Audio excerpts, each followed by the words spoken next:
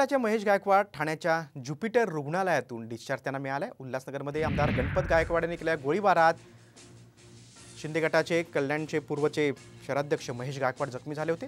तब्बल 24 दिवसानंतर महेश गायकवाडांना आता डिस्चार्ज मिळालाय। दरम्यान थोड्याच वेळात महेश गायकवाड हे पत्रकार परिषद घेणार आहेत, त्यामुळे ते आता काय बोलणार याकडे सर्वांचं लक्ष लागले। तर दुसरीकडे कल्याणमध्ये महेश गायकवाडच्या समर्थनार्थ कार्यकर्त्यांनी बॅनरबाजी केली। टायगर अभी जिंदा है असा आशय या बॅनरवर पाहायला मिळतोय।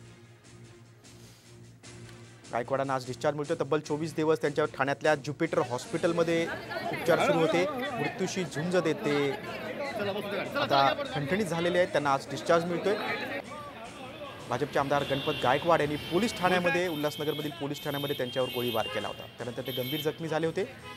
महेश गायकवाड हे शिंदे गटाचे नगरसेवक आहेत, तसेच कल्याण पूर्व भागाचे शहराध्यक्ष आहेत आणि गणपत गायकवाडांचे हे राजकीय त्यांच्याशी वैर होतं त्यांचं।